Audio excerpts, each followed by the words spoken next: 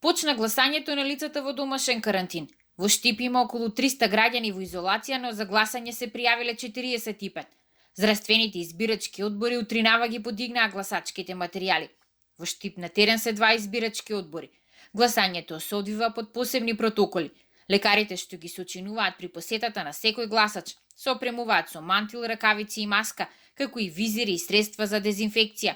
Заштитната опрема се менува по завршување на гласањето на секој избирач. Практично ние ќе ги посетиме домовите заштитени колку имаме опрема што ни е доставено од Државната изборна комисија. Постапката е прво идентификација на болниот, потоа се става спреј, слуве ламба претходно дали има он гласано или не гласано на некој друго место.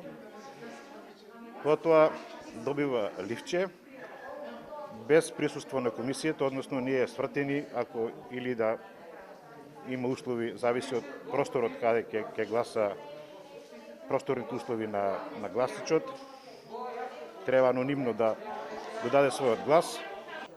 Иако здравствените избирачки одбори барале, од Државната изборна комисија не добиле список со тоа кои лица се болни од COVID-19, а кои се во самоизолација, за да можат гласањето прво да го спроведат кај лицата кои се во изолација, но не се позитивни на вирусот. И додека тече првиот ден од гласањето за парламентарните избори, расте бројот на позитивни случаи со коронавирус во регионот.